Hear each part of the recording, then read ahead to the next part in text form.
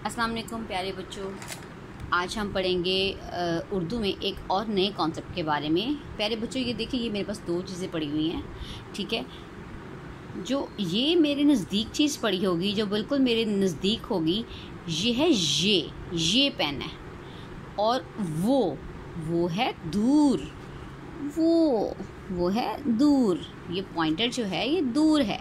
आप बताइए, आपकी नज़दीक चीज़ें जितनी भी हैं आप उनको इशारा करके अपनी मदर को या अपनी ट्यूटर को बताएं, और दूर वाली चीज़ों को बताएं कि दूर वाली चीज़ें कहाँ पड़ी हैं। ये देखिए, ये उस बच्ची के बिल्कुल पास है बैलून, वो दूर है। वो तभी भी हम दूर की चीज़ के लिए ये नहीं बोलते, ठीक है। दूर की चीज़ के लिए हम बोलते हैं वो, और नज़दीक की चीज़ के लिए हम बोलते हैं ये वो। ये इसके पास है अनार, ठीक है। वो चांद बहुत दूर होता है, चांद के लिए हम वो इस्तेमाल करते हैं। चलिए बेटा, अब आप अगले पेज पे आएँ। तस्वीर देखकर ये या वो पर टिक का निशान लगाएं। अब आपने खुद इस पर टिक का निशान लगाना है, ठीक है। ये देखिए, आप तस्वीर देखिए, ये या वो, ये नज़दीक है या दूर है? नज़दीक है, इस पे आप लगाएंगे ये।